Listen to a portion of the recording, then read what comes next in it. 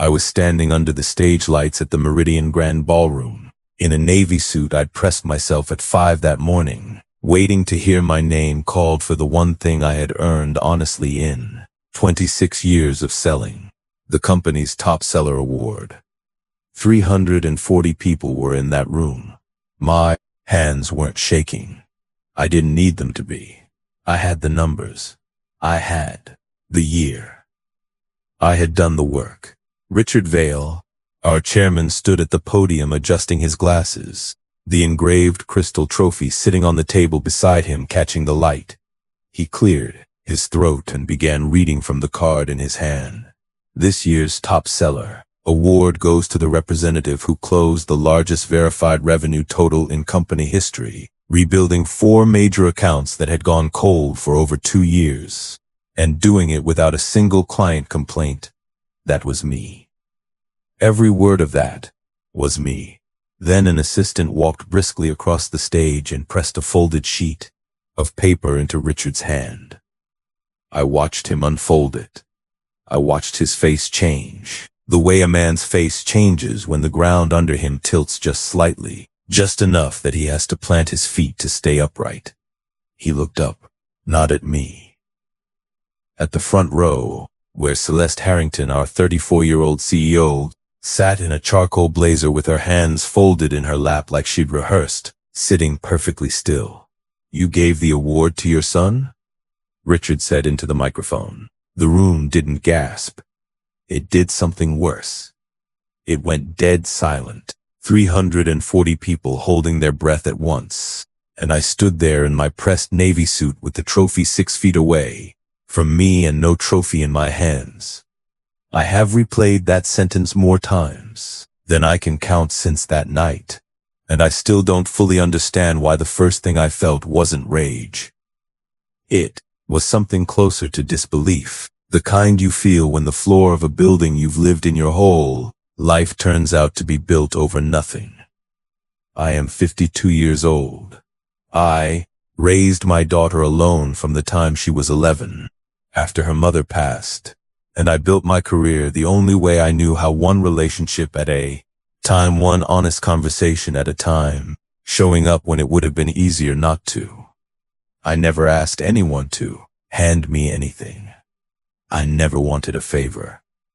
So when the room turned to look at me, half in pity and half in curiosity, waiting to see how the black man who'd just been publicly humiliated by a young CEO's nepotism was going to react, I did the only thing that felt true to who I was. I stood still. I didn't storm off the stage. I didn't demand an explanation into a live microphone. I looked at Celeste Harrington, and for 1 second, before she composed herself again, I saw something on her face that didn't match what everyone else in that room was assuming. She didn't look guilty. She looked cornered. That was the first crack. I didn't know it yet, but that was the beginning of the real story, the one nobody in that ballroom would understand for weeks. By the time I got backstage, 3 separate people had already told me they were sorry, as if someone had died. My phone was lit up with messages from colleagues who'd seen it happen live. The story practically wrote itself for everyone watching.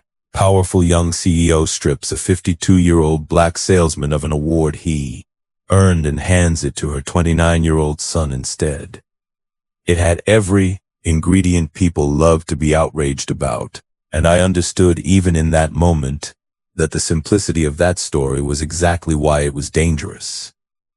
Simple stories spread. Simple stories also lie by omission. I found Celeste in the hallway outside the green room, away from the cameras. She wasn't with Adrian. She wasn't with her PR team. She was alone, and for a woman who ran a company of 2,000 employees, she looked smaller than I'd ever seen her.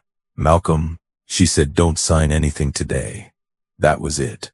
No apology, no explanation, no defense of herself. Just 5 words, and then she walked past me toward the exit, leaving me standing in a hallway holding a trophy I hadn't received and a warning I didn't understand. I want to be honest about something. My first instinct was to assume she was protecting herself. Powerful people usually are. But over the next several days, as I started quietly pulling my own records not to build a case, just because a man doesn't sleep easy when his life's work has been publicly rewritten in front of him, I found the first thread that told me this was never a simple story about favoritism. My final performance report for the fiscal year had placed me first in the company, and it wasn't close. I'd spent the better part of 2 years rebuilding relationships with 4 accounts that had been written off as unsalvageable, including Callahan Boyd Manufacturing, a client that had stopped answering our calls entirely before I took it over. I didn't do it with tricks. I did it by showing up in person, by remembering the names of people's kids, by telling clients the truth even when the truth cost me a sale in the short term. My numbers were real, verified and signed off on by finance 11 days before the ceremony. That night, I called my daughter, Renee. She's 28 now, a nurse practitioner 2 states away, and she has never once in her life let me get away with feeling sorry for myself, not even when her mother died and I wanted nothing more than permission to fall apart for a while. They took it from you in front of everyone, she said, and you're worried about being fair to the woman who did it. I'm worried about being right, I told her. There's a difference. I didn't build a career on jumping to conclusions before I had the facts, and I'm not going to start now just because I'm the one who got hurt this time. She was quiet for a second, and then she said something I carried with me for weeks afterward. That's exactly why you earned that award in the first place, Dad. Don't let them make you into someone who stops being that person just because it would be easier. I didn't sleep much that night, but I woke up the next morning with the same steadiness I'd walked onto that stage with, and I decided the only way through this was the same way I'd built every account I'd ever kept, slowly, honestly, and with proof. So I asked Richard Vale for a meeting. He agreed immediately, which told me something on its own. Richard was a formal man, 63 years old, meticulous about protocol, the kind of chairman who didn't take meetings he considered beneath the org chart. The fact that he cleared an hour for me the next morning meant he was already asking questions of his own. The award record was changed, he told me, sliding a printed timeline across his desk. Your performance was certified and locked on the 14th. The record naming Adrian as recipient was created on the 20th, 6 days after. Your numbers were already final. Then how did nobody catch that before the ceremony? Because whoever changed it, Richard said, had the access to make it look like it had always been that way. That was the moment the story stopped being about an award and started being about who, inside my own company, had the kind of access that could rewrite history and make it hold. I didn't have an answer yet, but I had a question now, a real one, and it sat in my chest like a stone I couldn't put down. If Celeste hadn't given the award to her son, who had, and why did she let everyone believe she had? I decided to start where I always start when something doesn't add up in sales, the accounts. I logged into the CRM the following Monday and found that one of my largest active accounts, a distribution partnership worth close to $11 million annually, had been reassigned. Not flagged for review. Reassigned, cleanly, as if it had always belonged to someone else. The reassignment had gone through on the 20th of the previous month, the exact same day the award record had been altered. I don't believe in coincidences that large. Not in corporate systems where every action leaves a timestamp. I thought back over the account itself, because numbers on a screen only tell you what happened, not why it mattered. That distribution partnership had been dead for the better part of 2 years before I picked it up. The previous rep had let a shipping dispute fester until the client stopped returning calls entirely, and when I inherited it, half of leadership assumed it was unsalvageable, and told me not to waste my quarter chasing it. I drove out to their warehouse in Ohio anyway, sat across a folding table from a plant manager who'd been burned before, and told him the truth about what had gone wrong on our end instead of making excuses for it. It took 4 months of small, unglamorous meetings before he trusted us with a single new order. That account, the one that had just been quietly reassigned on the same day my award record changed, wasn't a lucky break. It was the clearest proof I had of exactly the kind of work this award was supposed to recognize in the first place, and now it had a new owner's name on it, as if none of that had ever happened. I went to see Adrian directly. I'd known him casually for about a year, ever since Celeste had brought him into the company as a junior executive in strategic partnerships. He was charismatic in the easy way people are when they've never had to work twice as hard to be taken half as seriously. He met me in a conference room with the confidence of a man who assumed the conversation would be short. "Look, Malcolm, I get why this looks bad," he said, before I'd even sat down. "But I did contribute to the Callahan-Boyd renewal. I was in some of those calls." "Which calls?" He named 2 dates. I checked my own calendar that night, out of habit more than suspicion. Adrian Harrington had not been on either call. I'd taken both of them from my car in a parking lot outside the client's warehouse, in Ohio alone, because the client didn't trust conference calls with more than 2 people on the line, after a bad experience with a previous rep. Someone had built Adrian a story, and he was repeating it like it was true, which told me he either believed it himself or was a much better liar than his eyes suggested. I was starting to think it was the former. I went back, a second time a week later, after Richard's investigation had already turned up the pattern in the account histories. I laid it out for Adrian plainly, without accusation, because I still wasn't certain how much he understood about what had actually happened. I watched his face change the way mine must have changed on that stage, the particular stillness of a man realizing the ground under him was never as solid as he'd believed. "I didn't create any of this," he said, and for the first time since I'd known him, his confidence had a crack running through it. "I was told my numbers were real. I never asked anyone to check because why would I doubt my own mother's company? That's exactly why it worked," I told him. "Nobody checks the story that flatters them." He didn't have an answer for that, and I left the conference room without one either, but I believed him more in that moment than I had in either of our conversations before it. Whatever else was true, Adrian had been used the same way I had, just in the opposite direction, built up instead of erased, and neither one of us had chosen it. Richard's own investigation, running quietly alongside mine, found something that turned my stomach in a different way. He discovered that several of the company's largest closed deals over the past year, deals credited to Adrian in the system, had originated from accounts I had personally developed years earlier. My history wasn't just being questioned. It was being rewritten, piece by piece, account by account, as though someone were slowly erasing the version of events where I existed at all. "This isn't about one award," Richard said to me, in a voice quieter than I'd ever heard from him. "Someone is building a false record of Adrian's performance, and they're doing it by taking credit that belongs to you." I asked him the obvious question. Why would anyone go to that much trouble over sales credit? He didn't have an answer yet. But 2 days later, he confronted Celeste directly, and for the first time since the ceremony, she stopped deflecting. She admitted she'd known there was a problem with the records before the ceremony ever happened.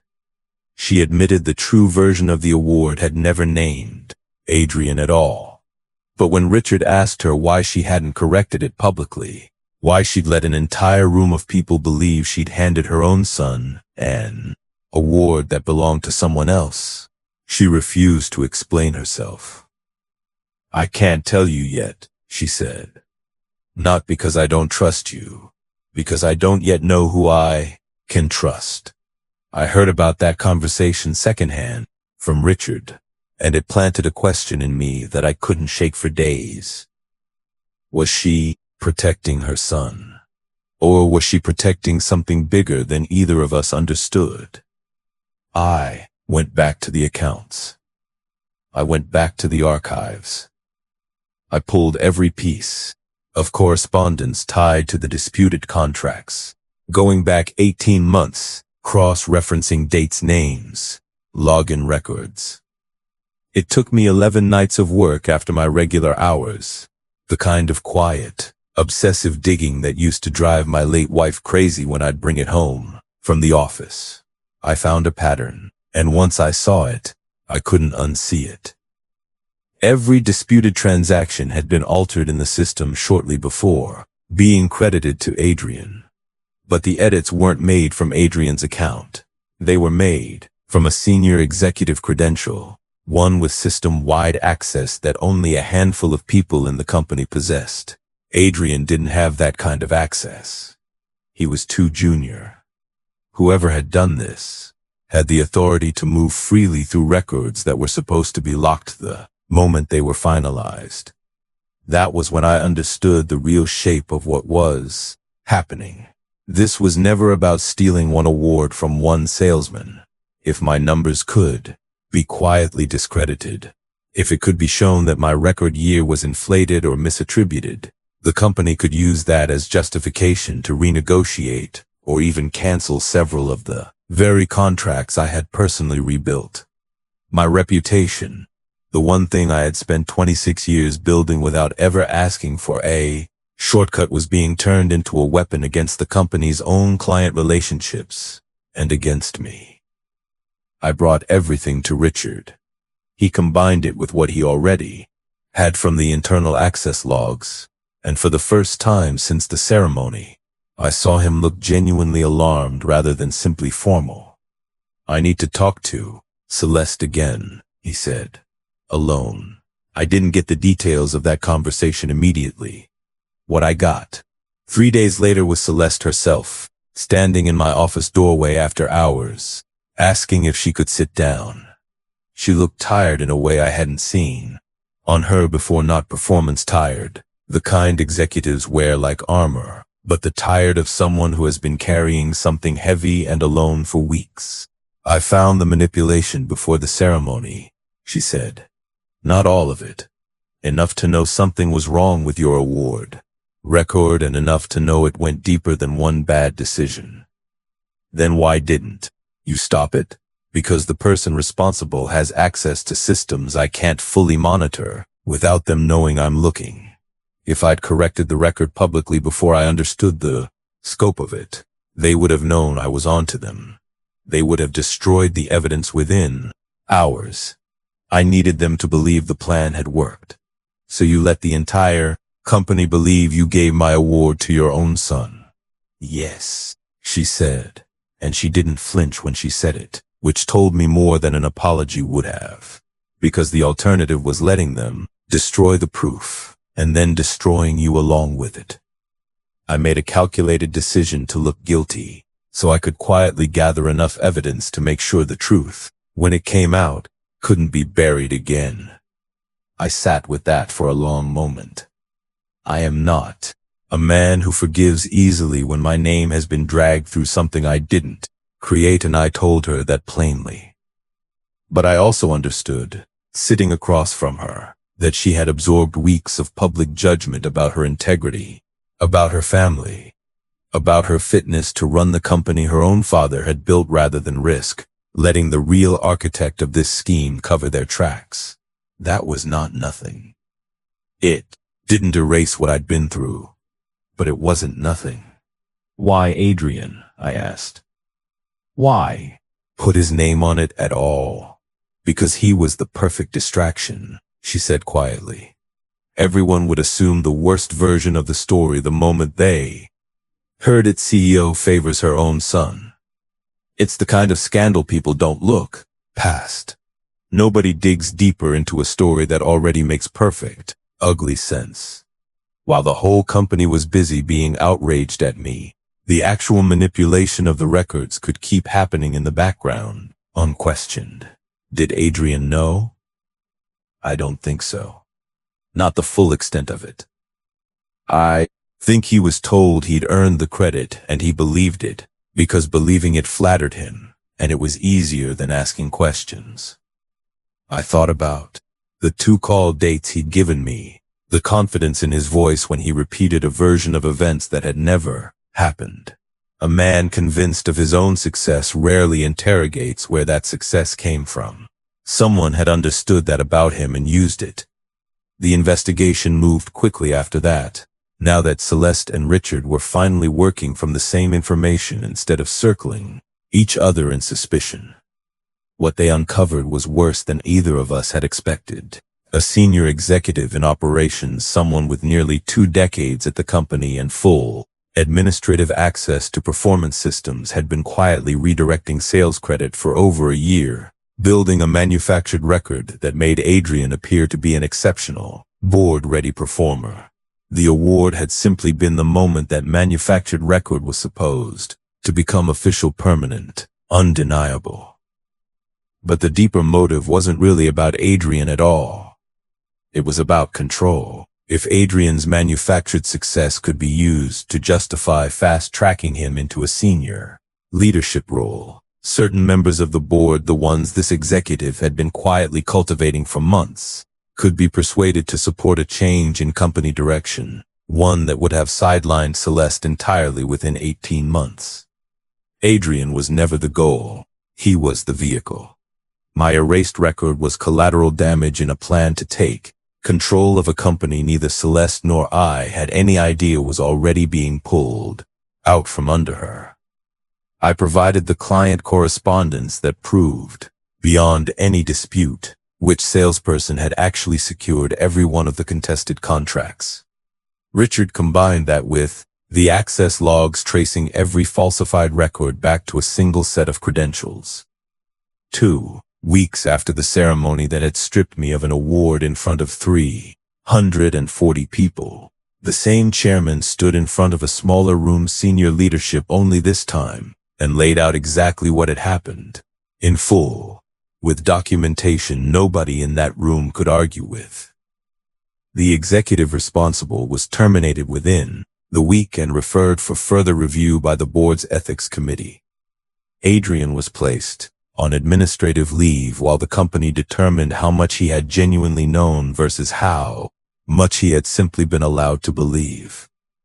I didn't feel triumphant hearing that. I felt mostly tired, the way you feel after carrying something heavy for longer than you should have had. 2. Richard called me into his office the following Thursday. The crystal trophy was sitting on his desk again, exactly where it had been the night of the ceremony, except this time there was no folded sheet of paper waiting to change everything. "This belongs to you," he said. It always did. I didn't say much. I picked it up, felt the weight of it in my hands, and thought about every early morning phone call, every client I'd driven 4 hours to sit across a table from.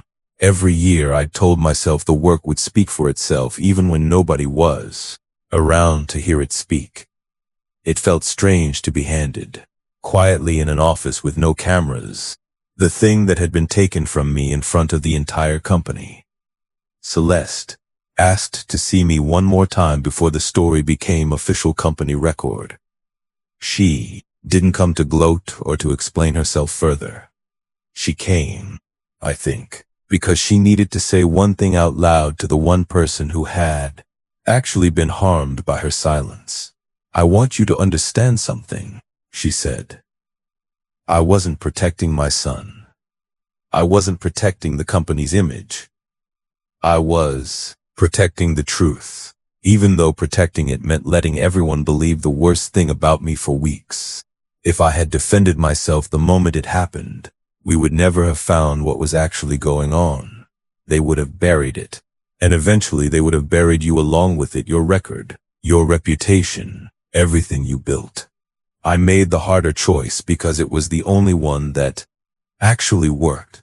I told her I understood the decision. I told her I still didn't love how it had felt to live inside it. Both things were true, and she didn't ask me to choose between them.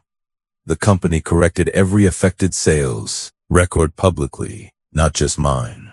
Celeste stood in front of the full staff 2 weeks later and did something I hadn't expected from a CEO who'd spent a decade being coached to never admit weakness in public. She took responsibility not for creating the scheme, but for allowing the false story about her and her son to stand as long as it had, even in service of a larger investigation. She apologized to me by name, in front of the company, and she meant it. I thought, standing in that ballroom weeks earlier, that I understood exactly what kind of story I was living inside. A powerful woman had taken something I earned and given it to her own blood, because that is simply what power does when it thinks no one important enough is watching. It was the kind of story that confirms what you already expect from the world, and that is exactly what made it so easy for everyone to believe, including me for a little while. It wasn't true. Or rather, it was only true on the surface. The way a single frame pulled from a longer film can look like the whole story if you never see what came before or after it. The award wasn't taken from me because a young CEO wanted to hand her son something he hadn't earned. It was taken from me because my success, my record, my 26 years of doing things the honest way, had become inconvenient to someone who needed the story of Adrian's rise to look inevitable. Erasing me quietly was easier than explaining me. My achievement wasn't just recognition. It was evidence, and evidence has a way of surviving even when people try very hard to make it disappear. And when Richard Vale looked up from that folded piece of paper on the night of the ceremony and asked Celeste, in front of everyone, whether she had given my award to her son, he believed for a moment that he had caught the company in an act of simple, ugly favoritism. What he had actually found was the first visible crack in something much larger, a plan built over more than a year, hidden inside records most people never think to question, designed to end with a company quietly changing hands while everyone was busy being outraged at the wrong person for the wrong reason. Renee flew in the weekend after the company-wide meeting where Celeste took responsibility in front of everyone. We sat on my back porch the way we used to when she was younger and her mother was still alive to burn the chicken on the grill while I pretended not to notice, and she asked me the question I think she'd been holding on to since that first phone call. Do you regret not fighting harder that night? On the stage? I thought about it honestly before I answered, because she deserved that much. No, I said.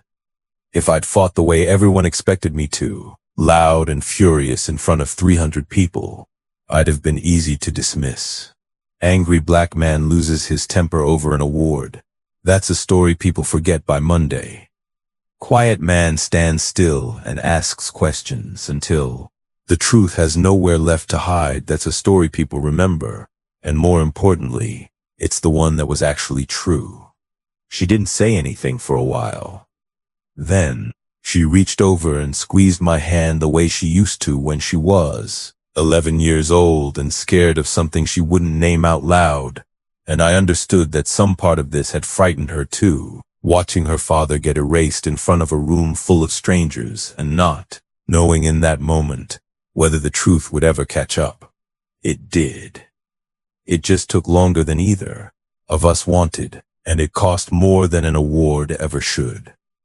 I keep the trophy on a shelf in my home office now, not because I need to look at it to remember what happened, but because my daughter asked me to keep it somewhere she could see it when she visits. She told me once that the hardest part of watching what happened to me wasn't the humiliation of that night. It was watching me hold my composure in front of a room that had already decided who I was before I said a single word in my own defense. I think about that a lot. I think about how easy it would have been to become the story everyone expected me to become. That night, angry, loud, easily dismissed as a man who couldn't handle disappointment with grace. I think about how close the truth came to being buried under a version of events that flattered one's imagination for something more complicated than it appeared. My award wasn't stolen because I wasn't good enough.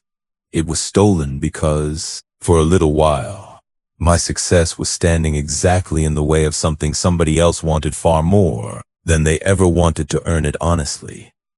And in the end, the same quiet, patient work that built my record in the first place was the only thing capable of proving it back.